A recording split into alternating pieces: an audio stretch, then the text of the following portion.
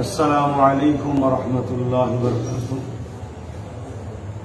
দূরে কাছে দেশে বিদেশে যেখান থেকেই দেখবেন বা শুনবেন, প্রতিটা বাংলা ভাষাভাষী মানুষকে আমার আন্তরিক ভালোবাসা, শুভেচ্ছা। তবে আজকে অত্যন্ত দুঃখ, বেদনা, কষ্ট ভরা হৃদয় নিয়ে না জানি এতটাই খারাপ লাগছে,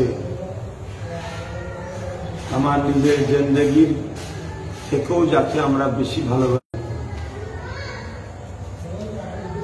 কি ভাষা দিয়ে কিভাবে কথাটা শুরু করব আমি ঠিক বুঝতে পারছি না। নিশ্চয় আজকে পুরো দেশ এবং রাজ্য এবং বাইরেতেও সবাই সজাগ অবগত হয়েছে। তথাকথিত জনৈক দুই ব্যক্তি, যাদেরকে আমার বলতে দ্বিধা নাই,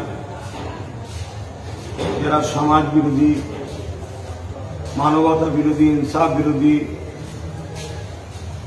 সভ্যতার বিরোধী, এক কথায় তারা মানবরূপী পশু ছাড়া আর কিছুই নয়। পাশাপাশি তাদেরকে আমি মনে করি তারা আমার দেশের গণতন্ত্রের বিরুদ্ধে, আমার দেশের ধর্মনিরপেক্ষতার বিরুদ্ধে। সেহেতু তাদেরকে আমি সন্ত্রাসও মনে করি। যে ব্যক্তিগুলো আজ হযরত প্রফেট মুহাম্মদ সাল্লাল্লাহু আলাইহি সাল্লামের নিয়ে, এনার সাংসারিক জীবন, পারিবারিক জীবন নিয়ে, বিবাহিত জীবন নিয়ে আওয়াজ তুলছে, অ্যাকচুয়ালি এদের উদ্দেশ্যটা কি আমাদেরকে বুঝতে হবে। প্রথমে এরাও খুব ভালোভাবে জানে যে হযরত প্রফেট মুহাম্মদ সাল্লাল্লাহু আলাইহি সাল্লাম সর্বকালে সর্বশ্রেষ্ঠ মহামানব।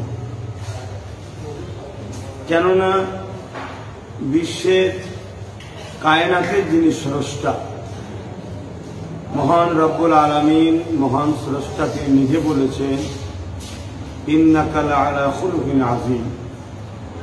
অবশ্যই সব থেকে উত্তম চরিত্রের অধিকারী হলেন হযরত প্রফেট মুহাম্মদ সাল্লাল্লাহু আলাইহি ওয়াসাল্লাম। আজকে তেনার বিষয়ে যে কুমন্তব্য, তেনার বিষয়ে যে নোংরা চক্রান্ত, এটা কিন্তু নতুন নয়। আমার এটা যুগ যুগ ধরে একদল সভ্যতা বিরোধী, মানবতা বিরোধী, ইনসাফ বিরোধী, ইনসানিয়াত বিরোধী, এক কথাই বলতে পারি যারা মানুষকে দাসত্বের শিকলে আবদ্ধ করে মানুষের রক্ত চুষে খায়, যারা মানুষের মৌলিক অধিকার, স্বাধীনতাকে হরণ করে মানুষকে নিজেদের দাসদাসী বানিয়ে রাখতে চায়, সেই সকল মাইন্ডের নারী পুরুষ যুগ যুগ ধরে হযরত প্রফেট মুহাম্মদ সাল্লাল্লাহু আলাইহি ওয়াসাল্লামের বিরোধী করেছেন। কেন? মুহাম্মদ সাল্লাল্লাহু আলাইহি ওয়াসাল্লাম এমন একটা নাম বা এমন একটা পার্সন, যিনি পৃথিবীর বুকে দাসত্ব শিকল ভেঙে দিয়ে জাতি, ধর্ম, বর্ণ নির্বিশেষে, কালা, ছোট বড়, সবার কাছে একটাই মেসেজ দিয়েছে, মানুষ মানুষের বিভাজন নয়, মানুষ কখনো মানুষের দাস দাসী হবে না, মানুষকে মুক্ত করে রাখো, মানুষ সবাই সমান অধিকার নিয়ে বাঁচবে, সবাই এক স্রষ্টা মহান আল্লাহর সৃষ্টি। সেহেতু তিনি সাম্যের পক্ষে, সততার পক্ষে, ন্যায়ের পক্ষে, ইনসাফের পক্ষে, ইনসানিয়াতের পক্ষে, নারীদের অধিকারের পক্ষে। যেদিন নারীরা বাজারে বিক্রি হতো, হযরত প্রফেট মুহাম্মদ সাল্লাল্লাহু আলাইহি ওয়াসাল্লাম তিনিও তো নারীদেরকে বাজারে বিক্রি বন্ধ করে দিয়ে বলেছিলেন নারী একটা জান্নাত, নারী একটা সম্মানের জিনিস। বিস্তারিত বলতে গেলে অনেক সময় লাগবে, কিন্তু যুগে যুগে এই একদল মানবরূপী সন্ত্রাস, পশু সভ্যতার বিরুদ্ধে, যারা সাম্যের বিরুদ্ধে, ন্যায়ের বিরুদ্ধে, তারা হযরত প্রফেট মুহাম্মদ সাল্লাল্লাহু আলাইহি ওয়াসাল্লামকে আঘাত দেয়। শুধুমাত্র তাদের উদ্দেশ্য নিজেদের অসৎ কর্মকাণ্ডকে মানুষের কাছে পৌঁছাতে গিয়ে বাধা হয়ে দাঁড়ায় হযরত মুহাম্মদ সাল্লাল্লাহু আলাইহি ওয়াসাল্লামের জীবন আদর্শ। কেন আজও দলে দলে শিক্ষিত সমাজ সারা ওয়ার্ল্ড জুড়ে প্রফেটের দিবানা হয়ে যাচ্ছে, প্রফেট মুহাম্মদ সাল্লাল্লাহু আলাইহি ওয়াসাল্লামের দিকে দ্রুত তারা ছুটছে, তার আদর্শকে ফলো করছে। মানুষের উপরে যে জুলুম, সন্ত্রাসী যে সাম্রাজ্য, সেটা মিটে যাচ্ছে। তখন এই সকল অশুভ, অসৎ চরিত্রের সন্ত্রাস বা সমাজ বিরোধী মানুষগুলো তখনই তারা প্রফেট সাল্লাল্লাহু আলাইহি ওয়াসাল্লামের উপর রাগ মিটাবার জন্য তারা এইরকম নোংরা কথা বলে। আজকে বর্তমান আমার ভারতবর্ষে যে বা যারা এইসব কথাগুলো বলছে, এদেরও উদ্দেশ্য নিজেদের কাছে কোনো পয়েন্ট নেই, খবর নাই। এরা এইসব কথা বলে দিয়ে মানুষের মধ্যে হিংসা ছড়িয়ে দিয়ে, বিভাজন তৈরি করে দিয়ে, অশান্তি লাগিয়ে দেশে ভাবমূর্তিকে নষ্ট করা এবং তারা তাদের অসৎ চরিত্রের যে বা তাদের যে কুল খেয়াল ভারত থেকে যে ধ্বংস করার প্ল্যান আছে, সেই প্ল্যানটাকে বাস্তবের দিকে নিয়ে যেতে চাইছে। আজকে আমরা যদি খেয়াল করি দেখতে পাচ্ছি এই বিষয়টাকে কেন্দ্র করে আমার ভারতবর্ষ আজকে বিশ্বের দরবারে বড় লজ্জিত হচ্ছে, যেটা আমাদের খুব বড় ব্যথা দিচ্ছে। কেন হযরত প্রফেটই আমাদেরকে শিখিয়েছে মাতৃভূমিকে ভালোবাসো, তাই আমার মাতৃভূমি বিশ্বের বাজারের কাছে, বিশ্বের দরবারের কাছে আজকে মাথা নত হয়ে যাচ্ছে যে এমন একটা ভাষা, এমন একটা অশান্তি সমাজের মধ্যে তৈরি করে দিচ্ছে এই সকল অভদ্র মানুষগুলো। আজকে বিশ্বের থেকে যে কূটনৈতিক সম্পর্ক বা বিজনেস সম্পর্ক সব আস্তে আস্তে বিচ্ছিন্ন হচ্ছে। আমার দেশে বহু সংখ্যক মানুষ তারা পেটের জন্য বিভিন্ন দেশে কর্মকাজ করে, এইসব কথা বলার জন্য আজকে তাদের উপরে অনেক রকম ভাবে তারা মুসিবতের শিকার হচ্ছে। তারপরে এটাকে কেন্দ্র করে আজকে বিশ্বের দরবারের কাছে আমার দেশের পতাকা অনেক অশুভ মানুষ তারা অনেক রকম খারাপ ব্যবহার করছে, বড় খারাপ লাগছে। এদের মূল উদ্দেশ্যটা কি? এদের মূল উদ্দেশ্য আমি মনে করি এদের মূল উদ্দেশ্য হচ্ছে মানুষের মধ্যে একটা অশান্তি তৈরি করার ষড়যন্ত্র। কিন্তু আজ আমি আপনাদের কাছে আরেকটা মেসেজ দেব, যারা এই সকল কর্মকাণ্ড করছে অবশ্যই এদের ঘরে আমি কি ভাষায় এদেরকে ধিক্কার জানাই, আমার কোনো ভাষা খুঁজে পাচ্ছি না। এদেরকে যদি কোরআনের ভাষায় বলি বালহুম আদাল, এরা চতুষ্পদ জন্তুর থেকেও নিকৃষ্ট। কিন্তু আমি মনে করি এদের এই ষড়যন্ত্রের ফাঁদে আমাদেরই কিছু ভাই বুঝতে পারছি না, তারা আমার ভারতেরই সন্তান, তাদেরকে কেউ ইন্ধন দিয়ে নামাচ্ছে না, তারা সত্যিই নবীকে ভালোবেসে, নবীর মানে ভালোবেসে এমন কিছু আবেগে পড়ে ফেলছে দেখা যাচ্ছে সেটা হয়তো নবীও পছন্দ করে না, তার এই জ্ঞানটুকু নেই। এমন কিছু মানুষ হয়তো এটাকে কেন্দ্র করে রাস্তায় নেমে গিয়ে রোড বন্ধ করে ফেলেছে। আমাদের কি জানা আছে হযরত প্রফেট মুহাম্মদ সাল্লাল্লাহু আলাইহি ওয়াসাল্লাম তিনি এমন একটা মহান চরিত্রের ব্যক্তি ছিলেন, এমন একটা মহান চরিত্রের উত্তরাধিকারী ছিলেন যে তিনি রাস্তাতে যখন যেতেন, কোনো যদি রাস্তার পথচারী মানুষের কোনো কষ্ট হবে এমন কিছু দেখতে পান, সেটাকে তিনি নিজে হাতে করে তুলে এমন জায়গায় ফেলতেন যেখানে মানুষের চলাচল হয় না। এটা দেখে দেখে সাহাবারা শুরু করেছে। একদিন এক ইহুদি ধর্মগুরু যাচ্ছিলেন, দেখছে রাস্তায় নোংরা, তাই আফসোস করে তিনি তার ধর্মের শিষ্যদেরকে বলছে এখানে প্রফেট মুহাম্মদ সাল্লাল্লাহু আলাইহি ওয়াসাল্লামের বা তার অনুসারীরা কেউ মনে আসেনি। বললেন আপনি কি করে বুঝছেন এই যে রাস্তায় নোংরা দেখছো, মুহাম্মদ বা তার অনুসারীরা যদি যেত এই নোংরাটা থাকতো না। তিনি মানুষের ছোট্ট ছোট্ট কল্যাণের কথা ভাবতেন।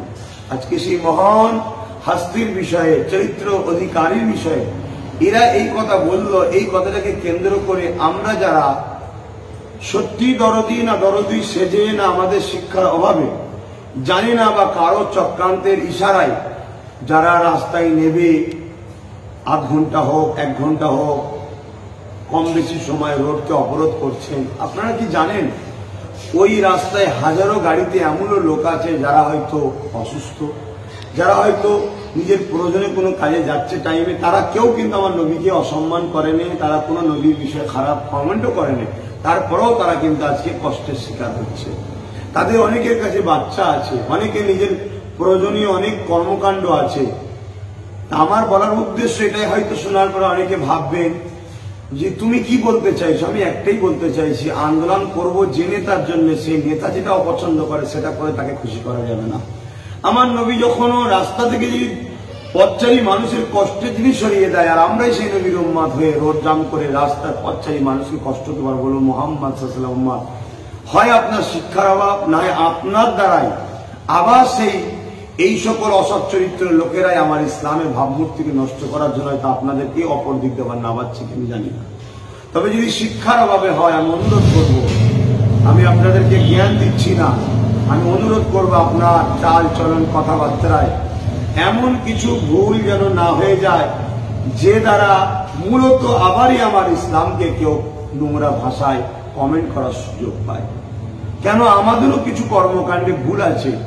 আমাদেরই সমাজের একদল বক্তা মনীষী ছিল তাদের ভাষাও রসুল সম্বন্ধে অনেক ছোট বড় কথা বলতো, কই তখন তো আমাদের দিলে আগুন জ্বলে না। এরা বলে বলি তোরা সাহস পায় না, হয় যারা সামান্য ঝোড়ো হাওয়াতে ঘরে ঢুকে বসে থাকে তারা এত বড় কথা বলে কি করে। আমি অনুরোধ করব, আপনাদের আন্দোলনটা যদি মোস্তফা জানের রহমতের দেখানো রাস্তায় হয়, অন্যায়ের বিরোধী করাটা হলো ইসলামে ফরজ করতে হবে। যারা বা যে মোহাম্মদ সাল্লামের বিরোধী করবে অবশ্যই সে অন্যায়কারী, তার বিরোধী করতে হবে, এটা আমাদের জন্য ফরজ করতেই হবে। কেন? নিজের জানের থেকে রসুলকে যে বেশি ভালোবাসে না সে ইমানদার নয়। তার জন্য জান লাগে, জান দিয়ে প্রতিরোধ করুন, কিন্তু অপরকে কষ্ট দিয়ে নয়, দেশের সম্পদ ক্ষতি করে নয়, দেশের ভাবমূর্তি নষ্ট করে নয়। কারণ প্রফেট মোহাম্মদ সাল্লামই শিখিয়েছে মাতৃভূমিকে ভালোবাসা, তিনি নিজের মাতৃভূমির জন্য কেঁদেছে। তাই সাম্য, ঐক্য, ভ্রাতৃত্ব যেন নষ্ট না হয় সেটাও খেয়াল রাখতে হবে। কারণ প্রফেট মোহাম্মদ সাল্লাম এগুলো আমাদেরকে শিখিয়েছে, এগুলো তেনার চরিত্র আদর্শ। তিনি মানুষকে ভালোবাসতেন, ঐক্যকে পছন্দ করতেন, সাম্যের বাণী বিশ্বযুদ্ধের মধ্যে ছড়িয়েছেন। তিনি এক ব্যক্তি যিনার চতুর্দিকটা সমস্ত ভালো কল্যাণ কাজগুলো তিনি এক মানুষের মধ্যে থেকে বেরিয়েছে। এটা বিশ্বের দ্বিতীয় কোনো নজির নয়। হ্যাঁ, অনেক ভালো মানুষ আছে, একটার উপরে ভালো, একটা কাজ দেখিয়েছে। আর প্রফেট মোহাম্মদ সাল্লাল্লাহু আলাইহি একটা মানুষের জিন্দেগিতে সর্ব সাইডের যে ভালো গুণ থাকা দরকার, সমস্ত ভালো গুণ, কিভাবে ভাতৃত্ব সহিত চলতে হয়, কিভাবে রাষ্ট্রকে প্রেম করতে হয়, কি করে মানুষের সেবা করতে হয়, কোনো মানুষের আপনার কথা দ্বারা, হাত দ্বারা, ব্যবহার দ্বারা কষ্ট না পায়। আমাকে যদি ভুল বোঝেন, আমার কিছু করার নাই, কিন্তু আমার দায়িত্ব মনে করি যে আপনারা রোড দিয়ে নেবে, রোড অবরোধ করে আন্দোলন করতে গিয়ে আমার রসুলকে কষ্ট দেবেন না, আমার নবীকে আঘাত দেবেন না, আমার নবীকে কাঁদাবেন না, আমার নবী যেন পছন্দ না করে এমন আন্দোলন করবেন না। আপনারা আন্দোলন করুন, সবচেয়ে বড় কথা আপনাদের আন্দোলনটা হওয়া দরকার। এটার যারা বলেছে তারা রাজ পাওয়ারের জোরে বলেছে, আপনাদের আন্দোলন হওয়া দরকার। যাদের ঘরে আমরা আমাদের জনপ্রতিনিধি মনে করে যাদেরকে আমরা উৎসাহিত করে আগিয়ে দিয়েছি তাদেরকে জানানো দরকার যে আপনারা কি বলে পার্লামেন্টে যান, লোকসভা হোক, বিধানসভা হোক, বিল পাস করুন। কোন ধর্মে ধর্মগুরুকে আঘাত দিলে গণতান্ত্রিক দেশে, ধর্ম নিরপেক্ষ দেশে তার যাবজ্জীবন জেল হবে, একটা আইন করা দরকার। এই যে জিনিসগুলো একটা বিশৃঙ্খলা হচ্ছে, এতে উচিত একটা আইন তৈরি করা।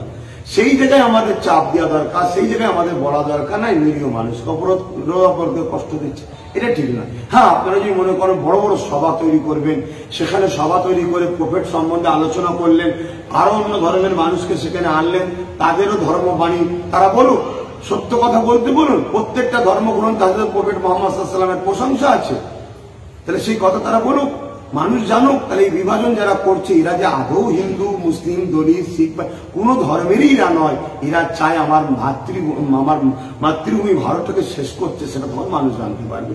সেগুলো করুন, আমি অনুরোধ করছি। এইভাবে যেন আমার রসুলের ইসলামের ওপরে কোনো আঘাত আছে এরকম কোনো কাজ করবেন না। আরেকটা কথা বলছি, কিছু কিছু কথা এমনও শোনা যাচ্ছে যে আন্দোলন যদি আপনারা করতে চান চলে যান, অমুক জায়গায় চলে যান, অমুক জায়গায় যদি আন্দোলন করেন, এখানে করবেন না, ওখানে করবেন না। একটা কথা বলতে চাইছি, দেখুন, গণতান্ত্রিক প্রক্রিয়ায় দেশ আমাদেরকে আন্দোলন করার অধিকার দিয়েছে এবং ওই আন্দোলন আমরা করব নাই সত্যের পক্ষে। যে আন্দোলন আমার দেশ, আমার রসুল পছন্দ করে, আমার রসুলের যে হুকুম আদেশ আছে এবং দেশও যে অধিকার দিয়েছে, সেই আন্দোলন করতে গিয়ে কারো যদি অ্যালার্জি হয়, তেনাদেরকে জানাতে চাইছি এ বাংলা বা এ ভারত কারো বাবাকারী সম্পত্তি নয়। তাহলে কি আপনি একটা ছোট্ট দিকে মহব্বতের দরদ দেখালেন শুধুমাত্র ভোট ব্যাংকটা ঠিক রাখার জন্য, আর অপর দিকে আবার উজা হয়ে ঝাড়তে এসছেন আর সাপে অপর দিকে কামড়াচ্ছেন? এইসব বিচারিতা বন্ধ করুন। হ্যাঁ, যদি কেউ অন্যায় করে সেই অন্যায়টাকে আপনার বিরোধী করা দরকার, আমিও বিরোধী করছি। রোড বন্ধ করে কেউ এভাবে মানুষকে ডিস্টার্ব করে মারা যাবে না, কিন্তু কেউ আন্দোলন বাংলায় করতে পারবে না, ওখানে করতে পারবে না, ওখানে করতে। আমরা ভারতীয়, আমাদের আন্দোলন করার অধিকার আছে, আন্দোলন করব। এটা যদি আপনার পছন্দের লাগে, আপনি ঘরে দরজা দিয়ে চোখে ভালো করে শশা দিয়ে ঘুমন, বেশি মাথা গরম করাতে যাবেন না। ভালো থাকেন, সকলে সুস্থ থাকেন।